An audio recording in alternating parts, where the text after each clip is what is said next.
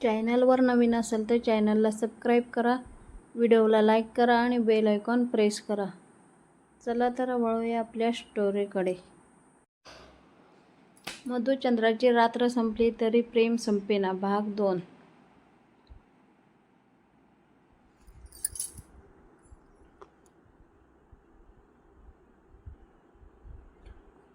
सकाळची कोवळी किरणं खिडकीतून आत आली आणि राणीची झोप हळूहळू उडवली. तिने डोळे उघडून आजूबाजूला पाहिलं तर आर्यन कुठेच दिसत नव्हता. क्षणभर तिच्या चेहऱ्यावर काळजी उमटली. काल रात्रीपर्यंत तो तिच्या शेजारी होता, मग सकाळी अचानक कुठे गेला? ती उठून खोलीत शोधू लागली. तेवढ्यात स्वयंपाकघरातून भांड्यांचा आवाज आला. राणी हळूच तिकडे गेली आणि दारातून पाहते तर आर्यन तिच्यासाठी नाश्ता बनवण्याचा प्रयत्न करत होता. त्याच्या हातात चमचा होता आणि चेहऱ्यावर मात्र एवढा गंभीर भाव होता, जणू तो एखादी मोठी परीक्षा देत होता.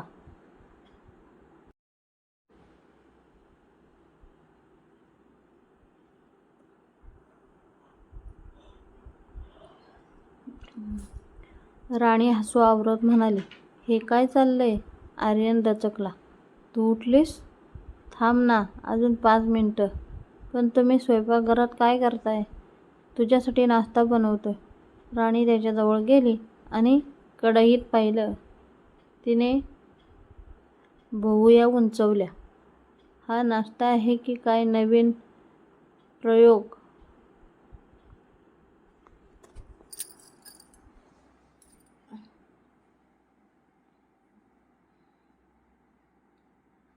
आर्यनने तिच्याकडे पाहिलं आणि दोघेही मोठ्याने हसू लागले. तुम्हाला स्वयंपाक येत नाही, मग एवढा मोठा प्रयोग कशाला? आर्यन हसत म्हणाला, तू रोज माझ्यासाठी करतेस ना, म्हणून आज मी तुझ्यासाठी करायचा विचार केला.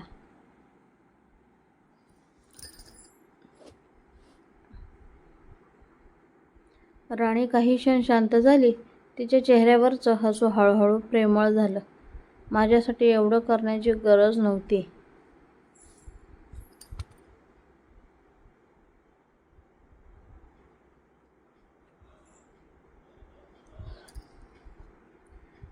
गरज नाही, इच्छा होती. हे ऐकताच राणीच्या डोळ्यात प्रेम दाटून आलं. नाश्ता कसाबसा तयार झाला. दोघेही टेबलावर बसले. पहिला घास घेताच राणीने चेहरा वाकडा केला. काय झालं? आर्यनने उत्सुकतेने विचारलं. खरं सांगू? हो.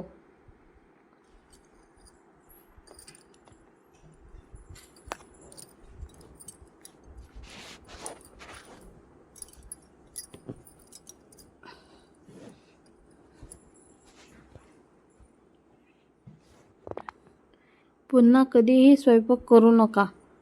आर्यनचा चेहरा पडला. राणीला हसू आवरेना. अहो, पण प्रयत्न खूप छान होता. म्हणजे नाश्ता खराब थोडासा. मग पुढच्या वेळी मी शिकवते. आर्यन हसला. म्हणजे पुढची संधी मिळाली? हो, मग ठरलं.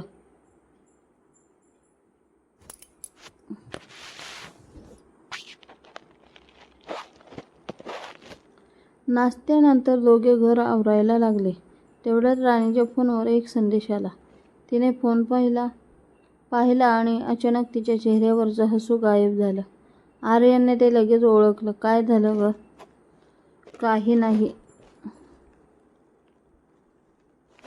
राणी, माझ्यापासून काही लपवू नकोस.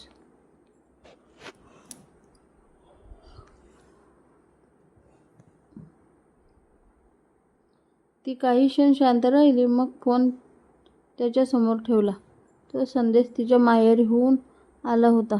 राणी, आईची तब्येत अचानक बिघडलेली आहे. शक्य असेल तर लगेच घरी ये. संदेश वाचताच आर्यन गंभीर झाला. राणीच्या डोळ्यात पाणी आलं. मला आईकडे जायचं आहे. आर्यनने क्षणाचाही विचार नाही केला.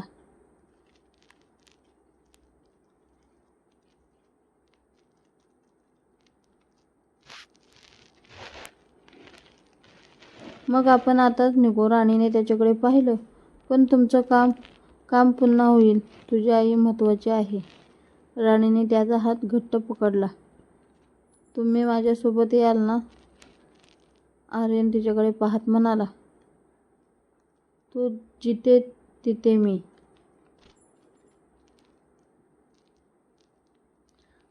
राणीच्या डोळ्यातून अश्रू ओघळले, पण यावेळी ते दुःखाचे नव्हते. तिला जाणवलं की लग्नानंतर तिला फक्त पती मिळाला नव्हता, तर तिच्या प्रत्येक सुखदुःखात सोबत उभा राहणारा एक खरा साथीदार मिळाला होता. दोघांनी घाईघाईने सामान घेतलं आणि घराबाहेर पडले. गाडी सुरू झाली आणि राणी खिडकीतून बाहेर पाहत शांत बसली होती. तिच्या मनात आईचीच काळजी होती.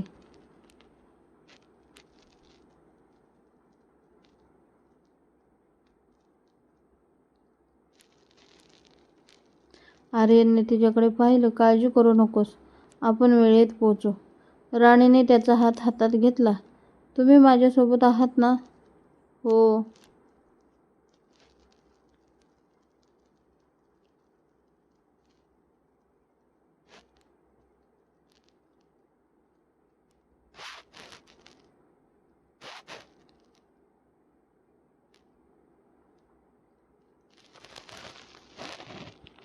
मग मला काही भीती नाही. गाडी पुढे निघाली. पण राणीच्या माहेरी पोचल्यावर त्यांना जे दृश्य दिसणार होतं ते त्यांच्या आयुष्याला एक वेगळं वळण देणार होतं. सकाळच्या त्या गोड गोंधळानंतर आर्यन आणि राणी पुन्हा त्यांच्या खोलीत आले. राणी कपडे आवरत होती आणि आर्यन तिच्याकडे शांतपणे पाहत होता. अचानक राणीने मागे वळून पाहिलं आणि म्हणाली, काय पाहताय एवढं? आर्यन हसत तिच्याजवळ गेला आणि म्हणाला, माझ्या आयुष्यातील सर्वात सुंदर गोष्ट पाहतोय.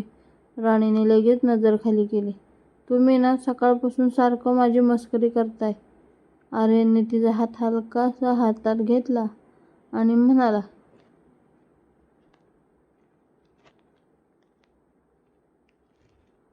मस्करी नाही ग, खरंच सांगतोय. तुझ्यासोबत लग्न झाल्यापासून माझं आयुष्यच बदलून गेलंय.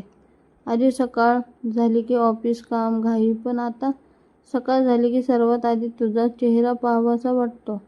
रात्री झोपताना शेवटचा विचार तुझाच असतो आणि सकाळी डोळे उघडल्यावर पहिल्यांदा तुझीच आठवण येते. हे ऐकून राणीच्या चेहऱ्यावर गोड हसू उमटलं.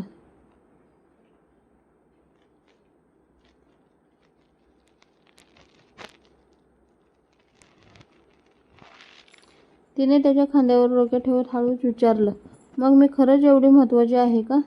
आर्यनने तिच्या कपाळावर प्रेमाने हात ठेवला आणि म्हणाला, तू माझ्यासाठी महत्त्वाची नाहीस राणी, तूच माझं आयुष्य आहेस.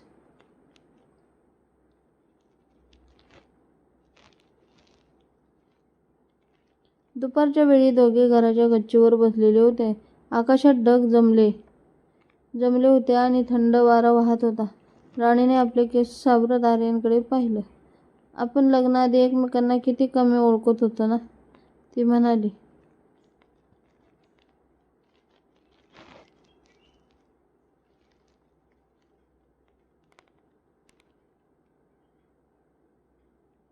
आर्यन हसला. हो, पण कधी कधी मला वाटतं आपण खूप वर्षापासूनच एकमेकांना ओळखतो. राणीने त्याच्याकडे पाहत विचारलं, तुम्हाला माझ्यात सर्वात जास्त काय आवडतं? आर्यन काही क्षण शांत राहिला, मग म्हणाला, तुझं हसणं आवडतं, तुझं रुसणं आवडतं, माझ्यावर रागवूनही 2 मिनिटांनी पुन्हा माझ्याशी बोलणं आवडतं, पण सगळ्यात जास्त मला तुझं मन आवडतं. राणी काही बोलली नाही. ती फक्त त्याच्याकडे पाहत राहिली. तिच्या डोळ्यात प्रेम होतं. आर्यनने हळूच तिचा हात हातात धरला. दोघेही बराच वेळ काहीही न बोलता तिथेच बसून राहिले. कारण काही नाती अशी असतात की त्यांना शब्दांची गरज नसते, फक्त जवळ असण्याची पुरेसं असतं.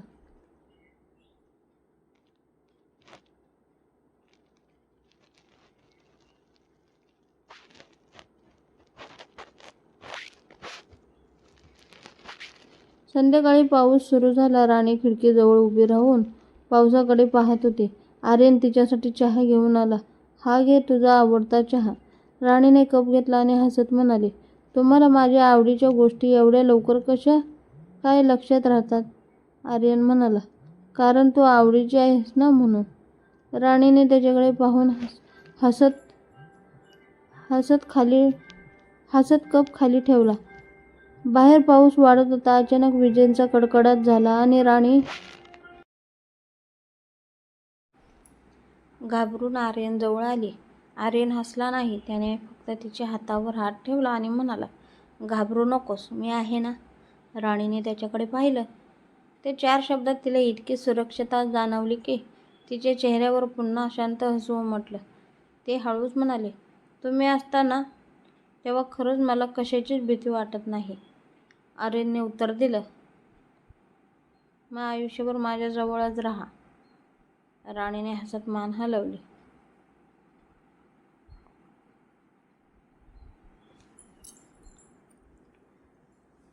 रात्र झाली. दोघेही बाल्कनीत बसले होते.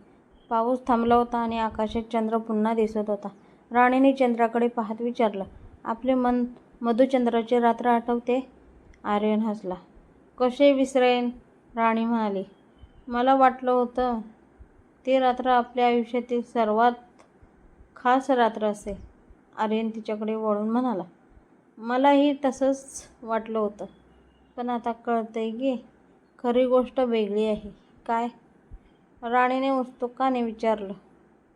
आर्यन तिच्या डोळ्यात पाहत म्हणाला, मधुचंद्राची रात्र एकदाच येते, पण तुझ्यासोबत प्रत्येक दिवस प्रेमाने जगता येतो. म्हणून मला ती एक रात्र नकोय. मला तुझ्यासोबत हजारो सुंदर रात्री आणि लाखो सुंदर सकाळी हव्यात. राणीच्या डोळ्यात आनंदाश्रू आले. तिने त्याचा हात घट्ट पकडला आणि हळूच म्हणाली, मग एक वचन द्या. आर्यनने विचारलं, कसलं? राणी म्हणाली, काळ कितीही बदलला, आपण कितीही मोठे झालो, आयुष्यात कितीही अडचणी आल्या तरी आजच्यासारखंच माझ्यावर प्रेम कराल.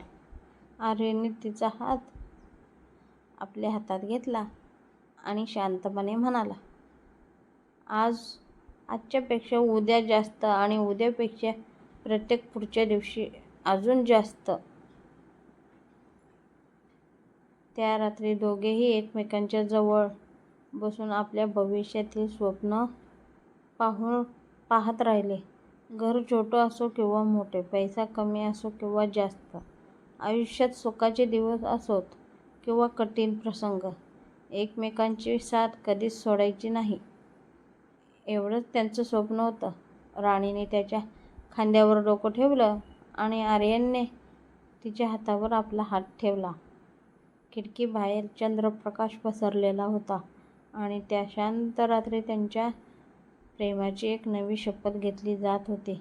मधुचंद्राची रात्र संपली होती, पण त्यांच्या प्रेमाची गोष्ट अजून खूप लांब जाणार होती.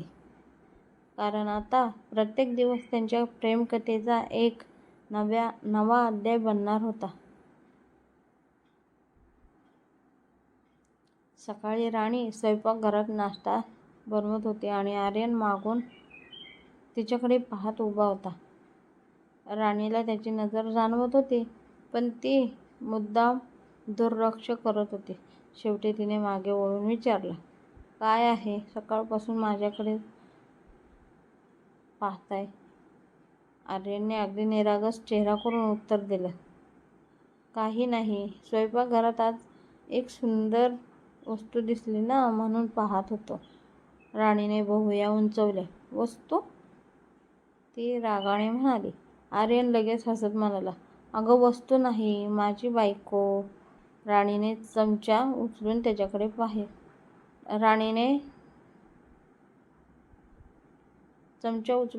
पाहिलं आणि म्हणाली, पुन्हा अशी मस्करी केलीत तर हा चमचा तुमच्या डोक्यावर. आर्यन 2 पावले मागे सरकला आणि म्हणाला, अहो बाई, सकाळी सकाळी एवढा राग? मी तर फक्त प्रेम व्यक्त करत होतो.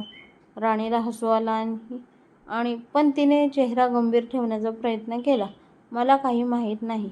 आता गप्प बसा आणि नाश्ता करा. आर्यन म्हणाला. आम्ही स्वतःच्या हाताने भरवला तर? राणीने त्याच्याकडे पाहिलं आणि हसत म्हणाली,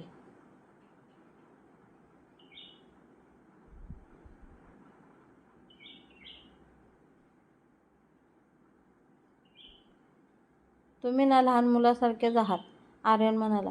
तुझ्यासमोरच होतो ना. नाश्ता झाल्यावर राणी कप आवरत होती. आर्यनने तिचा हात धरला आणि म्हणाला, चला आज बाहेर जाऊया. राणीने विचारलं, कुठे? तो म्हणाला, गुप्त ठिकाणी. राणी लगेच म्हणाली, मला आधी सांगितलं नाही तर मी येणार नाही. आर्यन हसला, ठीक आहे, मग गुपित उघडतो. आपल्या लग्नाआधी ज्या बागेत तुला पहिल्यांदा पाहिलं होतं तिथे. राणी काही क्षण स्तब्ध झाली. तुम्हाला अजूनही ती जागा आठवते? आर्यन म्हणाला, ती जागा कशी विसरेल? तेथेच पहिल्यांदा माझं लक्ष तुझ्याकडे गेले होते. राणी हसली, आणि मला वाटलं होतं तुम्ही माझ्याकडे पाहत नव्हताच. आर्यन म्हणाला, पाहत होतो, फक्त तुला कळू नये म्हणून. राणीने त्याला हलकासा धक्का दिला. किती लबाड आहात हो. दोघेही हसत घराबाहेर पडले.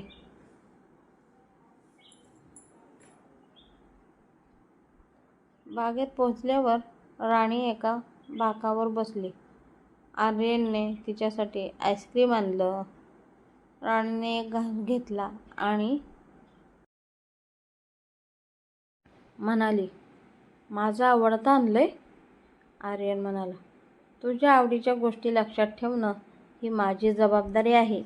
राणीने त्याच्याकडे पाहत विचारलं, मग माझ्या अजून किती आवडी लक्षात आहेत? आर्यन लगेच म्हणाला, तुला पावसात फिरायला आवडतं, गरम चहा आवडतो, गोड पदार्थ आवडतात, रुसल्यावर 5 मिनिटांनी स्वतःच हसायला येतं. आणि राणीने मध्येच त्याला थांबवलं. बस, एवढं सगळं लक्षात ठेवलंय?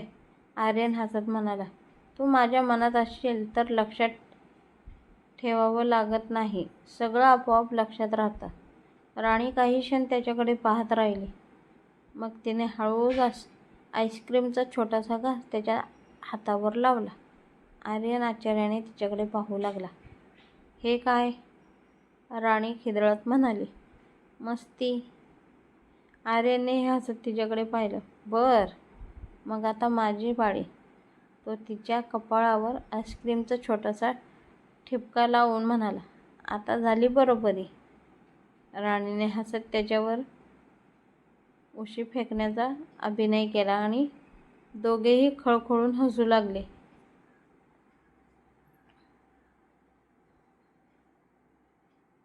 थोड्या वेळाने दोघे बागेतून चालत निघाले.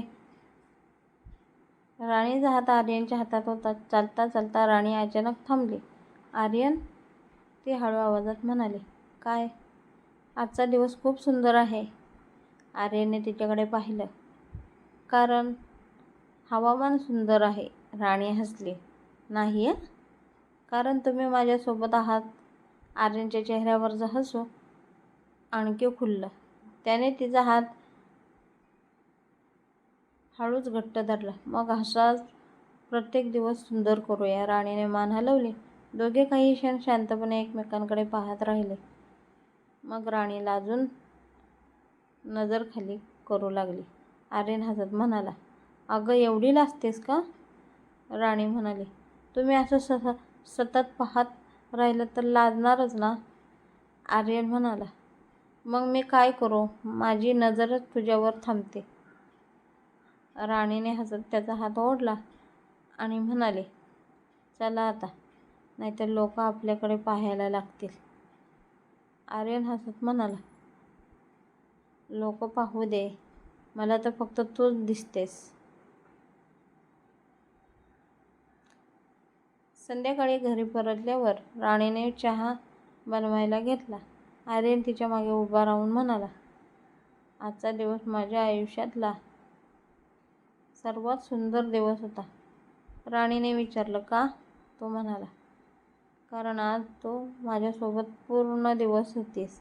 राणीने हसत उत्तर दिलं, मी तर रोज तुमच्यासोबत असते. आर्यन म्हणाला, म्हणूनच तर रोजचा दिवस सुंदर असतो. राणीच्या चेहऱ्यावर लाजरं हसू उमटलं. तिने चहाचा कप त्याच्या हातात दिला आणि म्हणाली, आता एवढे प्रेम करू नका. मला सवय लागेल, आर्यन हसत उत्तर दिलं. मला तर तुला आयुष्यभर या प्रेमाची सवय लावायची आहे. राणीने काहीही उत्तर दिलं नाही. ती फक्त हसत त्याच्याकडे पाहत राहिली. त्याच्या नात्यातील ही छोटी छोटी मस्ती, रुसवे, फुगवे आणि प्रेमाचे क्षण त्यांच्या आयुष्यातला अधिक सुंदर बनवत होते. मधुचंद्राची रात्र संपली होती, पण त्याचं प्रेम मात्र प्रत्येक दिवसागणिक नव्याने सुरू होत होतं.